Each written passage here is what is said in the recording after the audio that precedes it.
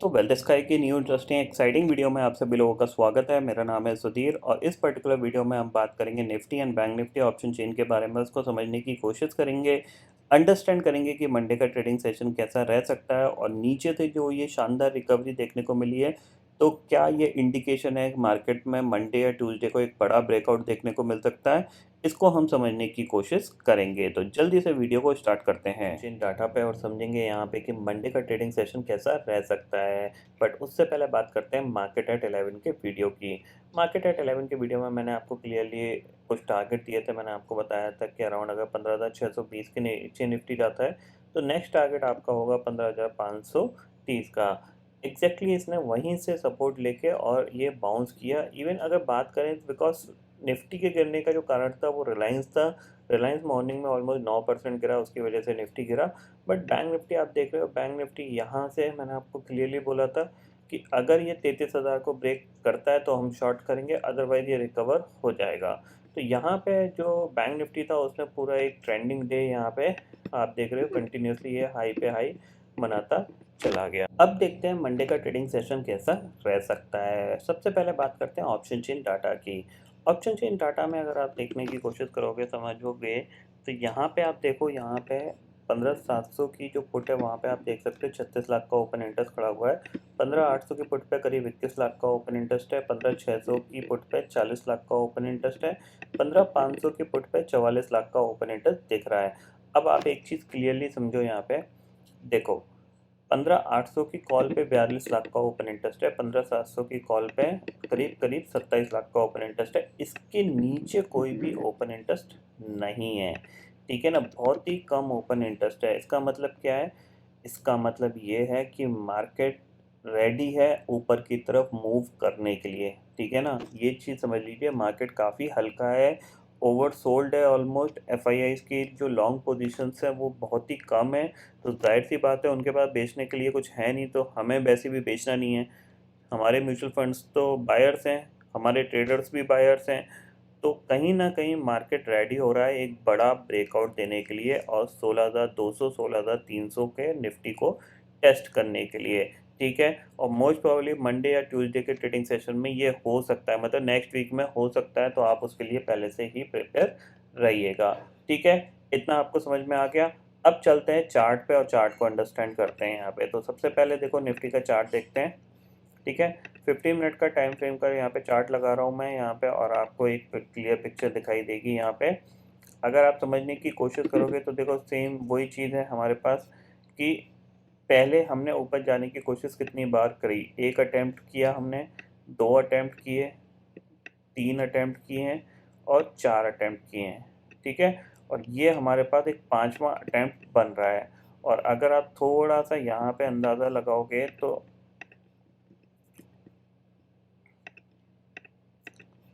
ठीक है, ये जो ट्रेंड लाइन है इसको हम दोबारा से मार्क कर लेते हैं, ठीक है। और इस ट्रेंड लाइन के आसपास हम रेजिस्टेंस फेस कर रहे हैं, ठीक है।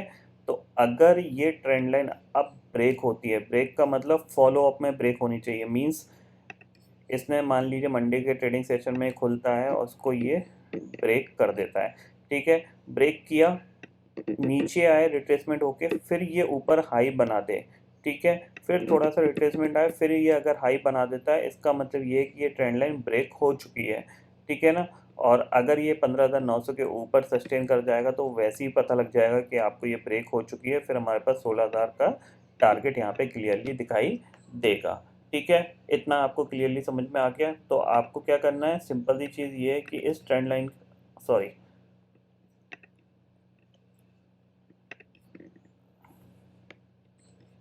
इस ट्रेंड लाइन के ऊपर आपको यहाँ पे खरीद के ही कामकाज करना है। ये पॉइंट आपको यहाँ पे क्लियरली ध्यान रखना है। देखो नीचे मार्केट को कंटिन्यूसली सपोर्ट मिल रहा है तो हम सेलिंग की फ़िलहाल बात नहीं करेंगे। जब तक बात नहीं करेंगे अब, जब तक ये 15,500 के नीचे क्लोज़ नहीं होता, क्योंकि क्लोजिंग बेसिस पे देखा जाए तो निफ्टी कंटिन्यूसली पिछले ऑलमोस्ट 3 ट्रेडिंग सेशन से ये ऑलमोस्ट 15,700 के ऊपर क्लोज़ हो रहा है, ठीक है ना। आप देखो, ये देखो, यहाँ पे इसने 700 के ऊपर क्लोजिंग दी, यहाँ 700 के ऊपर क्लोजिंग दी, यहाँ पे भी क्लोजिंग दी, यहाँ पे हर बार इसने ऑलमोस्ट 24 तारीख के बाद 15,700 के ऊपर कंटिन्यूसली क्लोज दे रहा है, ठीक है ना।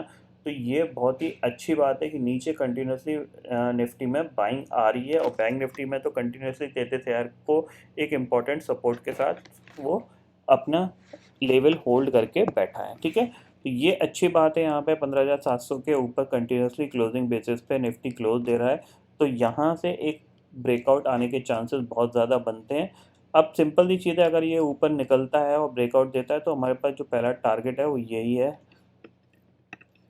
जो कि एक गैप को फिल करेगा। 16,180 का टारगेट है, और अगर ये ब्रेक हो जाता है तो फिर अनदर गैप भी है हमारे पास, ध्यान रखिएगा। इसके पास, निफ्टी के पास चलने के लिए बहुत जगह है, ऐसा नहीं है कि ये रुक जाएगा। 16,300 इवन हो सकता है, 16,500 भी एक बार दिखा दे, क्योंकि देखो सिंपल ही चीज़ है, गिरना तो उसको है नहीं। गिरेगा क्यों? ऑलरेडी यूएस मार्केट इतना पिट चुके हैं, इतना पिट चुके हैं, तो उसके बाद भी हम 15,500 के आसपास टिके रहे हैं, ठीक है ना।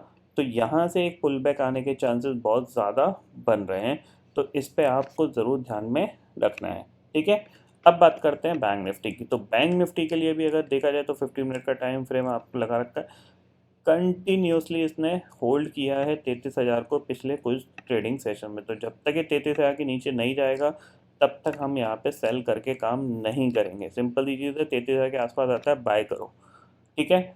ऊपर इसके लिए इंपॉर्टेंट लेवल रहेगा मंडे का, वो है आपके पास 33,750। इसने आज भी डे हाई के आसपास क्लोजिंग दी है। अगर ये इस लेवल के ऊपर निकलता है और 5-10 मिनट भी ट्रेड, इवन निकलता भी है तो अभी यहाँ पे ट्रेड करना चाहिए, क्योंकि ये हो सकता है एक ब्रेकआउट यहाँ पे मिल जाए, और टारगेट जो होगा वो होगा आपका 34,500 का। ये बड़ा टारगेट है, क्योंकि यहाँ पे ऑलरेडी इसने काफ़ी अच्छा कंसोलिडेशन दिखाया है, ठीक है ना। आप देखो, ये कंसोलिडेशन इसी जोन के अंदर काफ़ी, कितने दिन से ट्रेड कर रहा है, 13 तारीख से ये इस जोन के अंदर ट्रेड कर रहा है। तो कहीं ना कहीं अगर आप ब्रेकआउट आएगा तो एक स्ट्रॉन्ग ब्रेकआउट यहाँ पे आ सकता है। और आज जिस तरीके से मार्केट की स्ट्रेंथ थी, मिड कैप इंडेक्स पूरी रिकवर हो गई, आपकी बैंक निफ्टी पूरा रिकवर हो गया, निफ्टी डे लो से ऑलमोस्ट 270 पॉइंट नीचे से रिकवर हो गया है। तो कहीं ना कहीं यहाँ पे मार्केट एक इम्पॉर्टेंट ब्रेकआउट देने वाले है, लग रहा है, एक तेज़ी के मूड में लग रहा है, जो कि नेक्स्ट वीक में आती हुई दिखाई दे सकती है, ठीक है। इसीलिए आपको यहाँ पे फोकस रखना है तेज़ी की साइड पे, ओके। इतना आपको यहाँ पे समझ में आ गया होगा। एक बार ग्लोबल मार्केट को देख लेते हैं करंटली कैसा ट्रेड कर रहे हैं। तो अगर यहाँ पे मैं इंडेक्सेस फ्यूचर्स में जाता हूँ तो आपको देखने को मिलेगा जो डाउ फ्यूचर है वो करीब अभी भी 80 पॉइंट डाउन है, नैस्डैक फ्यूचर 43 पॉइंट डाउन है।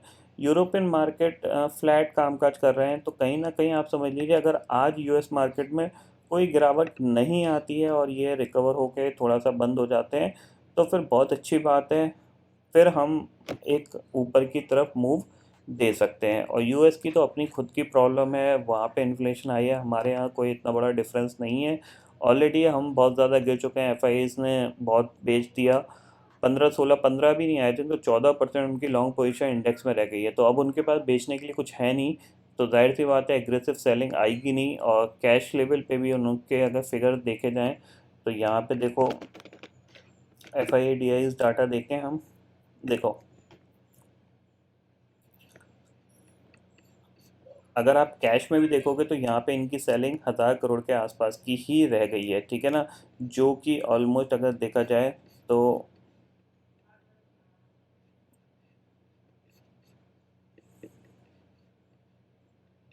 अगर आप जून मंथ में देखोगे तो जून मंथ में अगर आप देखोगे तो यहाँ पे ऑलमोस्ट कितना, 2-2, 7-7, 5-5 हज़ार करोड़ के बेच रहे हैं, 3,000, 4,000, अब ये धीरे धीरे धीरे धीरे ऑलमोस्ट 1,000 करोड़ के आसपास रह गया है। तो कहीं ना कहीं इनकी सेलिंग भी थोड़ी सी रुकती हुई दिखाई दे रही है। और अगर एफ आई आईज थोड़ा सा बेचना कम कर देंगे तो डेफिनेटली हमारा मार्केट थोड़ा सा ऊपर की तरफ रैली दे सकता है। बट यहाँ पे जिस तरह से निफ्टी और बैंक निफ्टी को कंटिन्यूसली नीचे सपोर्ट मिल रहा है, इट इंडिकेट कि मार्केट ऊपर जाने के लिए तैयार है, और जाएगा भी तो ये स्ट्रांगली जाएगा, ये चीज़ आप क्लियरली समझ लीजिए, ठीक है। तो आई होप दोस्तों ये पर्टिकुलर डाटा आपको समझ में आ गया होगा। दोस्तों फिलहाल इस वीडियो में इतना ही है। आई होप ये वीडियो आपको पसंद आएगा। वीडियो पसंद आता है तो लाइक और शेयर ज़रूर करिएगा, और चैनल को जो सब्सक्राइब कर लीजिए, क्योंकि मैं सुधीर लेके आता रहूँगा हर दिन आपके लिए नए नए वीडियो। इसी के साथ शुक्रिया दोस्तों, जय हिंद।